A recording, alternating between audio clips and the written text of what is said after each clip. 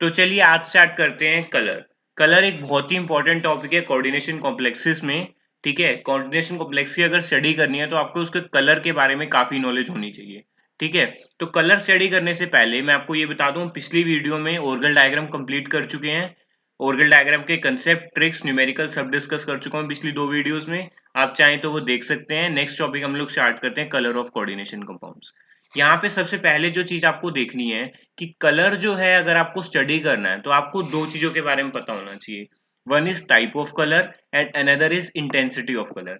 अब टाइप और इंटेंसिटी में क्या डिफरेंस है? सपोज करो मैं आपको बोल दूं कि जो कंपाउंड है, ये कॉम्प्लेक्स है, उसका कलर ब्लू है। ठीक है, तो ब्लू जो हुआ that is the type of colour. ठीक है, लेकिन वो कलर जो है वो कैसा है? नेवी मतलब लाइट ब्लू है, डार्क ब्लू है, ये कितना इंटेंस है, वो आपको कौन बताएगा? Intensity of colour. तो अगर हमें किसी भी स्पेक्ट्रा की एग्जैक्ट स्टडी करनी है तो आपको दोनों चीजों के बारे में पता होना चाहिए। टाइप के बारे में भी, क्योंकि ब्लू कलर आपको बेसिकली वेवलेंथ को दिखाएगा कि वेवलेंथ आपकी एनर्जी एनर्जी वेवलेंथ सब रिलेट करेगा। और इंटेंसिटी आपको ये बताएगा कि ट्रांजिशंस जो हैं वो आपकी कितनी अलाउड हैं स्पेक्ट्रा में। ठीक है, तो बेसिकली क्या है, आपको दोनों चीजें पता होनी चाहिए, टाइप भी और इंटेंसिटी भी। ठीक है, चलिए तो स्टार्ट करते हैं। पहला, type of colour. Type of colour पढ़ने के लिए आपको पहले ये पता होना चाहिए कि कलर आता ही क्यों है। सपोज करिए मेरे पास ये 2 एनर्जी स्टेट्स हैं, ये है ग्राउंड स्टेट और ये आपकी एक्साइटेड स्टेट। ठीक है, इसे 1 नाम दे दीजिए, इसे 2 दे दीजिए। ठीक है, सपोज करिए अगर आप एक बात करते हो कि इलेक्ट्रॉन आपका क्या है, नीचे वाली स्टेट में। अगर आपका इलेक्ट्रॉन नीचे वाली स्टेट में है और मैं क्या करूं, इस इलेक्ट्रॉन को किसी तरह एनर्जी प्रोवाइड करा दूं। ठीक है, बाहर से जब मैं एनर्जी प्रोवाइड कराऊंगा तो ये एनर्जी को क्या करेगा? एब्जॉर्ब करेगा। वो एनर्जी लेने के बाद ये कहाँ चला जाएगा? अपनी एक्साइटेड स्टेट में चला जाएगा। जैसे ही एक्साइटेड स्टेट में जाएगा तो एक्साइटेड स्टेट क्योंकि हायर एनर्जी की है, और आपको पता है एनर्जी जितनी ज्यादा होगी कंपाउंड उतना क्या होगा? अनस्टेबल होगा। तो वो इलेक्ट्रॉन चाहेगा कि वापस कहाँ आ जाए? अपनी नीचे वाली स्टेट में। तो जैसे ही वो नीचे वाली स्टेट में आएगा तो कुछ ना कुछ एनर्जी को क्या करेगा? वो रिलीज करेगा। जो एनर्जी आपकी रिलीज होगी वो आपको कुछ ना कुछ क्या करेगी? लाइट एनर्जी होगी। एनर्जी कुछ ना कुछ आपको क्या करेगी? लाइट देगी। और जो लाइट है उसका रिफ्लेक्टेड कलर, अभी हम पढ़ेंगे थोड़ा कॉम्प्लीमेंट्री कलर के बारे में, उससे हमें क्या मिलेगा? कंपाउंड का कंपाउंड को कलर मिलेगा। तो ट्रांजिशंस जो हैं वो बेसिकली रिस्पॉन्सिबल हैं आपके किसके लिए? कलर के लिए। जब भी इलेक्ट्रॉन ऊपर से नीचे आएगा वो अपनी एनर्जी कुछ ना कुछ जो उसने नीचे आने में, मतलब ऊपर से नीचे से ऊपर जाने में ली थी, वो उसे क्या करेगा? उसके हिसाब से छोड़ेगा। अब जब छोड़ेगा तो कुछ ना कुछ कलर जो है आपका उस कंपाउंड को मिल जाएगा। ठीक है, जब वो एनर्जी रिलीज करेगा तो वो आपकी कुछ ना कुछ मतलब एनर्जी रिलीज होगी और उसके हिसाब से आपका कलर आएगा। वो भी हम पढ़ेंगे। कॉम्प्लीमेंट्री कलर जो है इसका मेन कंसेप्ट होता है। ठीक है, तो आपका डिपेंड किस पे कर रहा है? एनर्जी जिसके लिए आपको ट्रांजिशन के लिए चाहिए। तो आपको यहां से मुझे क्या पता चला? यहां से मुझे ये पता चला कि एनर्जी जो है वो आपका टाइप ऑफ कलर को डिस्कस करेगी। ठीक है, और ये जो हम सारी स्टडी करते हैं ये एक स्पेशल थ्योरी से करते हैं, that is complementary colour theory. अभी 1 मिनट बाद बस मैं डिस्कस करने लगा उस चीज को। सेकेंड चीज जो है इंटेंसिटी ऑफ कलर। अब ये तो पता चल गया कि टाइप ऑफ कलर कैसे आया, वो आपका कौन डिपेंड करेगा? 2 एनर्जी स्टेट्स का बीच का एनर्जी डिफरेंस। सेकेंड जो चीज है वो इंटेंसिटी है। अब इंटेंसिटी कैसे आएगी? इंटेंसिटी आपकी आएगी, हम क्या करते हैं, कंपाउंड में ट्रांजिशंस कराकर देखते हैं। जैसे सपोज करो अब मेरे पास ये मान लो ये लेवल्स हैं। ठीक है, 1 2 3 4। ठीक है, अब अगर मैं एनर्जी दूंगा तो अगर वो एनर्जी बहुत सारी है, मान लो कि सब कोई इलेक्ट्रॉन यहाँ भी जा सकता है, 1 से 2 में भी जा सकता है, 3 में, और 1 से 4 में भी जा सकता है। तो अब कौन से में जाएगा? ये आपका सारी एनर्जी स्टेट्स अलाउड नहीं है। ठीक है, कुछ ही अलाउड है, या कुछ ट्रांजिशन ही आपकी अलाउड है। हर स्टेट में नहीं जा सकता वो, हर स्टेट में उसके लिए अलाउड नहीं है। तो वो कौन बताता है? वो आपका सिलेक्शन रूल बताता है। तो कितना ज्यादा इंटेंस होगा, जितनी ज्यादा नंबर ऑफ ट्रांजिशंस अलाउड होंगी ना आपकी, उतना ज्यादा कलर जो है आपका इंटेंसिफाई होगा। ठीक है, अभी हम आगे पूरा डिस्कस करते हैं ये सब चीजें। मतलब आपको पता चल गया कि टाइप ऑफ कलर तो एनर्जी ऑफ ट्रांजिशन पे डिपेंड करेगा, और इंटेंसिटी ऑफ कलर डिपेंड करेगा आपकी सिलेक्शन रूल पे कि कितनी आपके ट्रांजिशंस जो है वो अलाउड है सिस्टम में। ठीक है, नेक्स्ट चीज देखते हैं complementary colour. Complementary colour theory का मतलब क्या है? जैसे आपने छोटे होते विबग्योर तो सबने ही पढ़ा होगा रेनबो के कलर्स डिस्कस करते हुए, तो व्हाइट लाइट आपकी 7 कलर से बनी होती है। हम यहाँ पे इंडिगो छोड़ रहे हैं कि इंडिगो ब्लू की ऑलमोस्ट सेम वेवलेंथ होती है, काफी कम कम डिफरेंस होता है, तो वहां पे छोड़ सकते हो। तो violet, blue, green, yellow, orange, red, ये आपने बना लिया। अब देखो, कॉम्प्लीमेंट्री कलर थ्योरी ये कहती है कि जो भी कलर आपका एब्जॉर्ब होगा, जिस कलर की आपकी एब्जॉर्ब रेडिएशन होगी, और जो कलर आपका रिफ्लेक्ट होगा या ट्रांसमिट होगा सिस्टम में, वो आपका क्या होगा, कॉम्प्लीमेंट्री होगा। सपोज करो एक कंपाउंड जो है वो मेरा ब्लू कलर का दिखता है, तो एक्चुअल में उसने ब्लू कलर एब्जॉर्ब नहीं करा, उसने कौन सा कलर एब्जॉर्ब करा है, उसने ऑरेंज कलर एब्जॉर्ब किया है। तो ऑरेंज कलर एब्जॉर्ब करने के बाद उसने सिस्टम में सारे कलर छोड़ दिए हैं, रिफ्लेक्ट कर दिए हैं एब्जॉर्ब करने के बाद ऑरेंज, किसको छोड़ के, ऑरेंज को। तो मतलब क्या है, ब्लू के सामने ऑरेंज है ना, तो अगर आपका ब्लू कलर का कंपाउंड है तो उस सिस्टम ने क्या किया था, आपका ऑरेंज को एब्जॉर्ब कर लिया था, और ऑरेंज को छोड़कर बाकी सारे ये रिफ्लेक्ट कर दिए थे, जिसके सब मिलाकर आपका क्या बना है, ब्लू कलर बना है। मतलब ब्लू कलर जो डोमिनेटिंग, क्योंकि कॉम्प्लीमेंट हर एक का कॉम्प्लीमेंट्री कलर तो है ही है, सिर्फ ब्लू ऐसा रह जाएगा जिसका कॉम्प्लीमेंट्री नहीं है। तो ब्लू जो है वो आपका क्या होगा, कंपाउंड दिखना शुरू हो जाएगा। इसका एक और भी कह सकते हो, अगर आप कई बुक्स में देखोगे वो ये लिखा होता है कि अगर और ब्लू कलर का कंपाउंड है तो ऑरेंज ही उसने सिर्फ ऑरेंज को छोड़ के, मतलब ऑरेंज नहीं, ऑरेंज, ब्लू कलर अगर आपका कंपाउंड है तो उसने क्या किया है, ब्लू कलर रिफ्लेक्ट किया है, ठीक है, और ऑरेंज कलर एब्जॉर्ब किया है। लेकिन एक्चुअल जो कॉन्सेप्ट है ना वो यही है कि अगर कोई कंपाउंड ब्लू दिख रहा है तो उसने उसके कॉम्प्लीमेंट्री कलर को छोड़कर बाकी सारे कलर्स में क्या किया है, एब्जॉर्प्शन, रिफ्लेक्ट किए हैं, और सिर्फ आपका कॉम्प्लीमेंट्री कलर जो है वो एब्जॉर्ब किया है। ठीक है, जैसे एग्जांपल ले लो, मान लो कोई ग्रीन दिख रहा है कंपाउंड, तो ग्रीन के सामने वाला छोड़ के, मतलब रेड, तो रेड को छोड़ के सिस्टम ने सारे कलर जो हैं आपके रिफ्लेक्ट किए हैं और रेड को क्या किया है, एब्जॉर्ब किया है। समझ आया है? बस उसका कॉम्प्लीमेंट्री कलर वो एब्जॉर्ब करेगा। ठीक है, तो इससे क्या पता चला कि जो हमें कलर दिखता है और जो कलर एक्चुअल कंपाउंड का एब्जॉर्ब किया होता है उसने, वो दोनों क्या होते हैं, कॉम्प्लीमेंट्री होते हैं। समझ आया? तो इससे आपको ये पता चला कि जो कलर कंपाउंड का एब्जॉर्ब किया है और जो कलर उसने रिफ्लेक्ट किया है, दैट इज कॉम्प्लीमेंट्री, और वो कॉम्प्लीमेंट्री कलर इसे आर्टिस्ट कलर व्हील बोलते हैं। तो एक कलर व्हील से हम लोग देख सकते हैं। ठीक है, समझ आया? नेक्स्ट जो आपका कंसेप्ट है वो है टाइप ऑफ ट्रांजिशन। अब आपका कलर किस वजह से आएगा, मैंने बोला ट्रांजिशन होंगी। अब ट्रांजिशन किस किस तरह की हो सकते हैं कॉम्प्लेक्सेस में। पहला, या तो डीडी ट्रांजिशन हो, ये 3D की बात कर रहे हैं इसलिए, मतलब बेसिकली डीडी की बात कर रहे हैं। आप एफ ब्लॉक में जाओगे तो एफ ट्रांजिशन भी होती है, डीएफ ट्रांजिशंस भी होती है, लेकिन हम लोग यहाँ डीडी की बात कर रहे हैं। तो DD transition and second is charge transfer. ठीक है, दोनों चीजें हम डिस्कस करेंगे। इस वीडियो में मैंने पूरी डीडी ट्रांजिशन डिस्कस की है, नेक्स्ट वीडियो में हम चार्ज ट्रांसफर पे जाएंगे। ठीक है, तो डीडी ट्रांजिशन क्या है, सिंपली ट्रांजिशन है एक स्टेट से दूसरी स्टेट में, एक डी ऑर्बिटल से दूसरे डी ऑर्बिटल में। ठीक है, अब डी ऑर्बिटल का मतलब क्या है, आपको पता होगा कि ऑक्टाहेड्रल कॉम्प्लेक्स में जब भी स्प्लिटिंग होती है तो वो दो स्टेट में स्प्लिट होता है, one is T2G and other is EG। तो T2G और EG में जो स्प्लिटिंग हुई, तो अगर ऑक्टाहेड्रल कॉम्प्लेक्स है तो T2G से अगर EG आपका इलेक्ट्रॉन मूव कर रहा है, ठीक है, या ट्रांजिशन हो रही है, ऊपर से नीचे, नीचे से ऊपर, वो एक ही बात है। आप कंसेप्ट तो आपको पता चल ही गया है। ठीक है, तो चाहे मैं नीचे से ऊपर बोलूं एक ही मतलब है, कलर के लिए हम दोनों चीजें एक ही जैसी हैं। तो ट्रांजिशन जो है वो आपका क्या है, from one of the D orbital to another D orbital, इसलिए क्या बोलेंगे, डी डी, मतलब डी टू डी ट्रांजिशन हो रही है, इसे क्या बोलते हैं, आपकी डी डी ट्रांजिशन, और इससे आपका कलर आता है। ठीक है, जैसे T2G से आपका इलेक्ट्रॉन कहाँ जा रहा है, EG में, और अगर मान लो टेट्राहेड्रल कॉम्प्लेक्स है तो कहाँ जाएगा, E से लेकर T2 तक।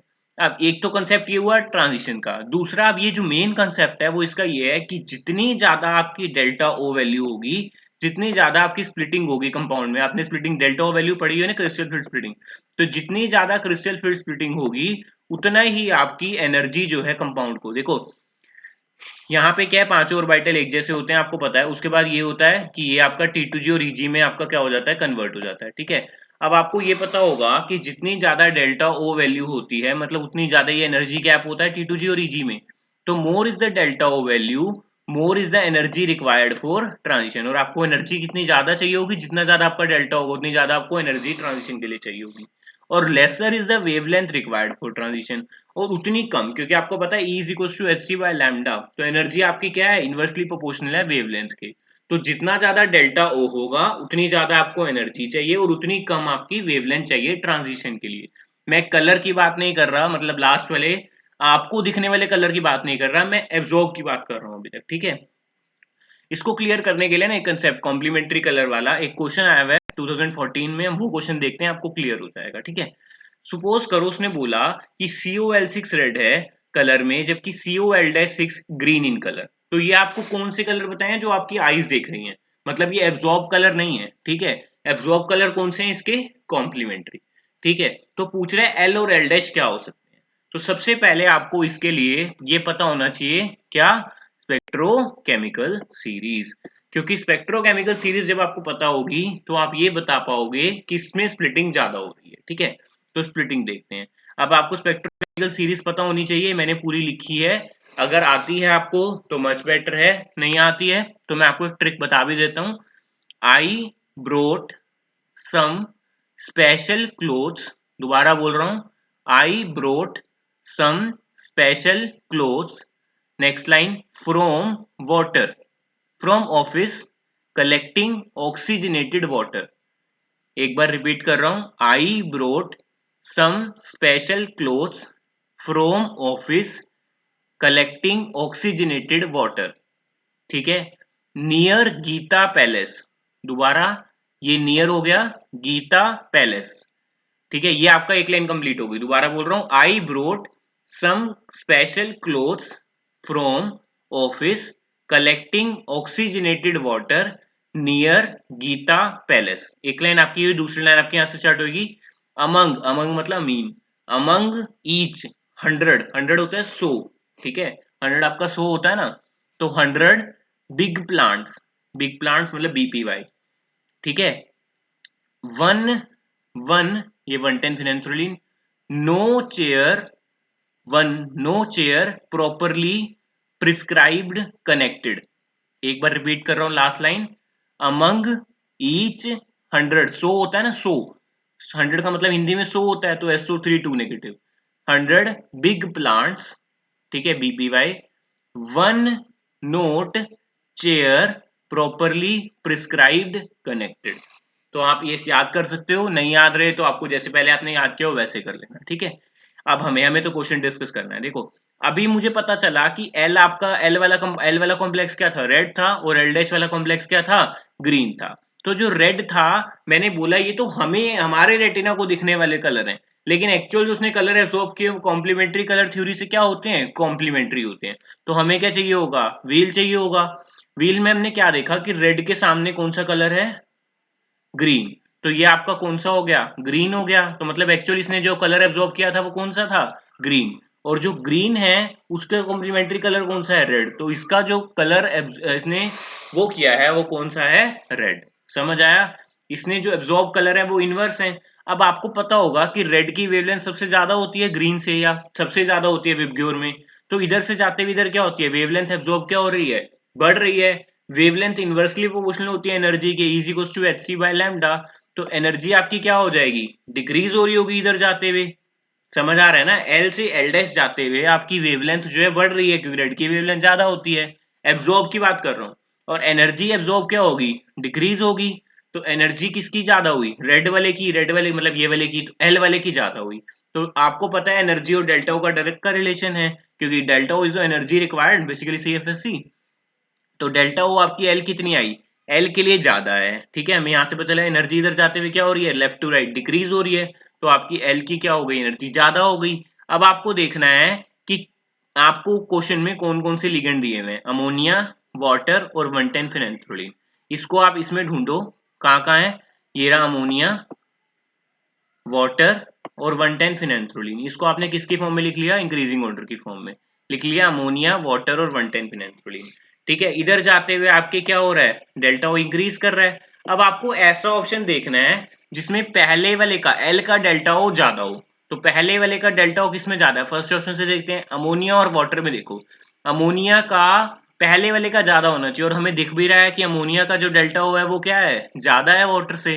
तो फर्स्ट ऑप्शन इज करेक्ट। बाकी सारे अब चेक कर लेना, मैं एक और करके दिखा देता हूँ। मान लो जैसे ये लिया H2O एंड 110, तो H2O क्या है, H2O आपका क्या है, कम वाला है, तो पहले वाला कम है, जबकि हमने तो भी क्या प्रूव करा है कि डेल्टा जो है वो किसके लिए जाता है, एल के लिए। तो ये आपका क्वेश्चन कंप्लीट हो गया, 4 मार्क्स में आया था उस टाइम।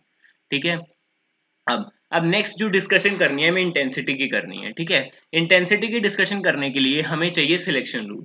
सिलेक्शन रूल दो तरह के होते हैं आपके, लेपोर्टे सिलेक्शन रूल और spin selection rule. Laporte selection rule क्या कहता है कि वो ट्रांजिशन आपकी सारी अलाउड होंगी जो आपकी अपोजिट पैरिटी में हो रही है। अपोजिट पैरिटी वाली, अगर आपको मान लो, पैरिटी का मतलब बताता हूँ आपको, नहीं पता हो सिंपली, तो आप बस ये चेक करा करो कि एक में इन्वर्जन सेंटर हो और एक में ना हो। ठीक है, मतलब इन्वर्जन सेंटर समझते हो ना, आई, तो जी से यू ट्रांजिशन तो अलाउड होंगी, यू से जी ट्रांजिशन अलाउड होगी, लेकिन जी टू जी और यू टू यू नहीं होगी। इसका मतलब मैं बताता हूँ। ठीक है, जैसे सिंपली लो, अभी चलो बाद में हम डिस्कस करते हैं, ये बात करते हैं। एक और जो स्टेटमेंट है वो लेपोर्टे की ये है कि जो आपका डेल्टा एल है, मतलब एजीमुथल क्वांटम नंबर में जो चेंज है वो प्लस या -1 का होना चाहिए, जीरो नहीं होना चाहिए। और जो ये फॉलो करेगा उनकी एब्जॉर्बेंस या मोलर एब्जॉर्बिटिविटी कॉन्स्टेंट कोफिशिएंट बहुत ज्यादा होगा। ठीक है, तो दो स्टेटमेंट है। पहली, जो आपकी ट्रांजिशन है वो G to G, G to U, G to G और यू टू यू अलाउड नहीं है, अपोजिट पैरिटी में जानी चाहिए, मतलब जी टू यू जा सकती है। और सेकंड क्या है, डेल्टा एल आपका +-1 होना चाहिए, जीरो नहीं होना चाहिए। ठीक है, एग्जांपल देता हूं, दोनों से आपको कंसेप्ट यहाँ क्लियर हो जाएगा। देखो, आपका क्या है, टी टू जी से ईजी। अगर मान लो मैं डी से डी ट्रांजिशन करा रहा हूँ, जो हम बात ही कर रहे हैं, तो आपका एल कितना है यहाँ पर, डी ऑर्बिटल के लिए एल कितना होता है 2, यहाँ डी ऑर्बिटल के लिए एल कितना होता है 2, तो डेल्टा एल कितना आया, 0।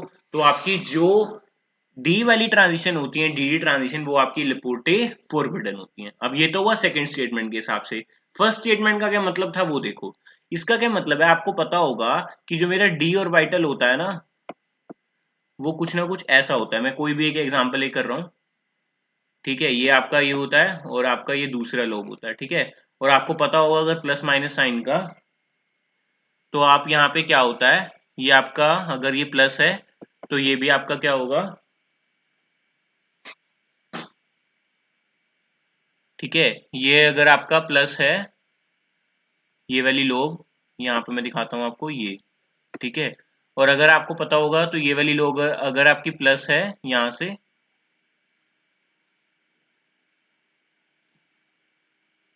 ये लोब अगर आपकी प्लस है तो ये भी आपकी प्लस होती है, ये आपकी दोनों माइनस होती है।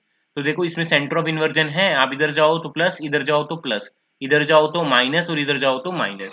तो डी और वाइटल आपका जी रेड होता है। जी रेड मतलब इसमें सेंटर ऑफ इन्वर्जन होता है। ठीक है, तो आपका जो डी और वाइटल्स होते हैं वो जी रेड होते हैं। ठीक है, अब आप हमें ये कैसे पता चला, मैं बता रहा हूँ आपको। ये आपका प्लस वाला ऑर्बिटल है, ये भी आपका प्लस वाला ऑर्बिटल है। तो अगर आप सेंटर से दो किसी भी साइड मूव करते हो, इधर साइड जाओ प्लस आ रहा है, इधर साइड जा रहे हो तो क्या आ रहा है, प्लस आ रहा है। जब दोनों साइड एक जैसा आता है मतलब आपकी सेंटर ऑफ इन्वर्जन है। और यहाँ पे भी देखो, इधर साइड तो जाओ तो माइनस आ रहा है, इधर साइड जाओ तो माइनस आ रहा है। ठीक है, तो ये आपकी सेंटर ऑफ इन्वर्जन है। तो ये आपके क्या है, डी ऑर्बिटल्स क्या होते हैं, जीरेड होते हैं। तो अब अगर ये भी डी है ये भी डी है, तो दोनों भी क्या है आपके जीरेड है। जीरेड है तो जी टू जी ट्रांजिशन जा रही है, तो वो तो क्या होती है, अभी हमने पढ़ा, अपोजिट पैरिटी में जानी चाहिए। तो वो आपकी क्या होती है, अलाउड नहीं होती है। तो आपकी ये क्या हुई, नॉट अलाउड हुई। तो दोनों तरीके से प्रूव कर दिया लेपोर्टे की दोनों स्टेटमेंट्स। पहली स्टेटमेंट क्या है कि आपका जो पैरिटी है वो अपोजिट होनी चाहिए, मतलब जी टू यू जा सकता है, यू टू जी जा सकता है, लेकिन जी टू जी या यू टू यू नहीं जाना चाहिए। सेकंड, जो डेल्टा एल है, मतलब change in azimuthal quantum number, वो आपका जीरो होना चाहिए। ठीक है, ठीक है, समझ आया। अब अब आपने कई बार देखा होगा, अगर आप एक्चुअल देखो तो इंटेंसिटी जो है ना टेट्राहेड्रल कॉम्प्लेक्स की, वो ज्यादा होती है ऑक्टाहेड्रल से। इसका रीजन क्या है, जबकि दोनों में हो तो डी ट्रांजिशन ही रही है ना, तो दोनों में इंटेंसिटी तो क्या होनी चाहिए, एक जैसी होनी चाहिए, पर ऐसा क्यों नहीं होता। इसका रीजन सुनने के लिए हमें पता होना चाहिए। देखो दोनों में डी है ना, दोनों में फॉरबिडन है, तो एक जैसा होना चाहिए था। इसका रीजन पता करने के लिए लेपोर्टे ने कहा था कि आपकी जो है कुछ ना कुछ कई बार क्या होती है, रिलैक्सेशंस हो जाती है लेपोर्टे रूल में। मतलब लेपोर्टे रूल फॉरबिडन होने के बाद भी कुछ पार्शियली अलाउड हो जाता है। ठीक है, वो अलाउड हम डिस्कस करेंगे इस आगे। देखो यहाँ पर मैंने एग्जांपल दिया, कोबाल्ट का आपका 6 का कॉम्प्लेक्स है तो वो लाइट पिंक कलर का है, लेकिन कोबाल्ट का अगर टेट्राहेड्रल कॉम्प्लेक्स है तो वो आपका डीप ब्लू कलर का है। तो कलर आपका क्या हो गया, बढ़ गया, स्ट्रॉन्ग है, इंटेंस है कलर। तो दोनों में होना तो एक कैसा चाहिए था, एक जैसा होना चाहिए था। ठीक है, तो वो कैसा हुआ। नेक्स्ट चीज देखते हैं यहाँ पे, रिलैक्सेशन इन लेपोर्टे फॉरबिडन। ठीक है, एसिमेट्रिक और वाइब्रोनिक रिलैक्सेशन और एसिमेट्रिक लिगेंड रिलैक्सेशन, दो तरह की रिलैक्सेशन हो सकती हैं। पहली रिलैक्सेशन है वाइब्रोनिक रिलैक्सेशन। वाइब्रोनिक क्या मतलब क्या होता है, देखो आपको पता है ऑक्टाहेड्रल कॉम्प्लेक्स जो है कि क्या है, लिगेंड वाइब्रेट करते रहते हैं। अब जब लिगेंड वाइब्रेट करेंगे, सपोज करो ये है, यहाँ पे एक लिगेंड लगा हुआ है, ये ऐसे बॉन्ड वाइब्रेट कर रहा है या लिगेंड वाइब्रेट कर रहे हैं, तो आपकी कुछ टाइम के लिए क्या है, वैसे सेंट्रोसिमेट्री होती है, ऊपर एक नीचे, एक इधर एक इधर एक इधर एक इधर, सेंट्रोसिमेट्री है। लेकिन जैसे ही आपका अगर ये बॉन्ड वाइब्रेट कर रहा है, सपोज करो ये ऊपर जा रहा है और ये भी ऐसे आ रहा हुआ, तो सेंट्रोसिमेट्री क्या हो गई, डिस्ट्रॉय हो गई। लेकिन ये सेंट्रोसिमेट्री बहुत कम टाइम के लिए डिस्ट्रॉय होगी, ठीक है। और जितनी ज्यादा सेंट्रोसिमेट्री डिस्ट्रॉय होगी उतनी ज्यादा आपकी पीडी मिक्सिंग होती है, आपको पता होगा पीडी और बाइटल्स में। तो यहाँ पे आपके ऑक्टाहेड्रल कॉम्प्लेक्स में बहुत ही क्या हो रहा है, कम हो रही है सेंट्रोसिमेट्री डिस्ट्रॉय, तो पीडी मिक्सिंग भी क्या होगी आपकी, बहुत ही कम होगी। तो यहाँ से हमें ये पता चला कि पीडी मिक्सिंग क्या हो गई, कम हो गई। तो पीडी मिक्सिंग कम हुई, तो ये कहता है कि जितनी ज्यादा पीडी मिक्सिंग होगी उतनी ज्यादा, देखो पीडी मिक्सिंग होने का मतलब क्या है कि आपका एल थोड़ा बहुत वेरी हो गया ना। पीडी मिक्सिंग में एल जो है एग्जैक्टली 2 नहीं होगा, 2 मतलब पी 1 होता है, डी 2 होता है पीडी मिक्सिंग के बाद। वैसे तो कुछ और आएगा, लेकिन हम मान सकते हैं चलो 1.5, वैसे ऐसा कुछ होता नहीं है, कुछ चेंज हो जाएगा, ठीक है। तो डी ट्रांजिशन एक्चुअल में डीडी नहीं रही ना, वो पीडी हो गई। तो ये पीडी और बाइटल पीडी तक चली गई ना, डी से पीडी में चला गया, तो डीडी और बाइटल्स जो आपकी क्या है, हो जाएंगे। लेकिन जो ऑक्टाहेड्रल में है ना, वो सेंट्रोसिमेट्री जो है होती ही रहती है, ऑलमोस्ट बहुत कम टाइम के लिए डिस्ट्रॉय होती है, इसलिए पीडी मिक्सिंग कम होती है, इसलिए लेपोर्टे फॉरबिडन ज्यादा रहेगा और पार्शियली अलाउड नहीं होगा, रिलैक्सेशन उसमें क्या होगी, कम होगी। लेकिन अगर हम बात करते हैं टेट्राहेड्रल कॉम्प्लेक्स में, तो उसमें तो सेंटर ऑफ सिमेट्री आपकी होती ही नहीं है, ठीक है। टेट्राहेड्रल कॉम्प्लेक्स में सेंटर ऑफ सिमेट्री नहीं होती ना, आप बना के देख लो कहीं भी नहीं बनेगी। तो आपका पीडी मिक्सिंग जो है वहां पे क्या हो जाएगी, ज्यादा हो जाएगी, और पीडी मिक्सिंग ज्यादा हुई तो टेट्राहेड्रल क्या हो जाएगा, इंटेंस हो जाएगा ऑक्टाहेड्रल से। तो क्योंकि टेट्राहेड्रल में रिलैक्सेशन क्या हो जाएगी, ज्यादा हो जाएगी, इसलिए टेट्राहेड्रल कॉम्प्लेक्स में रिलैक्सेशन ज्यादा होती है ऑक्टाहेड्रल कॉम्प्लेक्स से, और टेट्राहेड्रल कॉम्प्लेक्स इंटेंस होते हैं ऑक्टाहेड्रल से, ठीक है। नेक्स्ट जो बात है आपकी है एसिमेट्रिक लिगेंड रिलैक्सेशन। कई बार देखा गया अगर आपके 6 के 6 लिगेंड एक जैसे हैं ना, तो आपके जो लिगेंड मतलब जो आपका कलर आएगा या रिलैक्सेशन होगी वो कम होगी। लेकिन अगर आप एसिमेट्रिक लोगे, मतलब मान लो 6 के 6 मैंने क्या कर दिए, लिगेंड अलग अलग ले लिए, तो जब वाइब्रेट हो रहे होंगे कुछ हैवी या कुछ मतलब साइज वेरी करके अलग अलग हैवी होंगे, तो कुछ ना कुछ सेंटर ऑफ सिमेट्री वहां से क्या होती जाएगी, डिस्ट्रॉय होती जाएगी। आपको दिख ही रहा है जब 6 के 6 लिगेंड डिफरेंट है, ठीक है, डिफरेंट है ना, तो कुछ ना कुछ जब वाइब्रेट होंगे तो इनकी वाइब्रेशन फ्रीक्वेंसी की वजह से अलग अलग दिखना, मतलब अलग अलग होगा सिस्टम।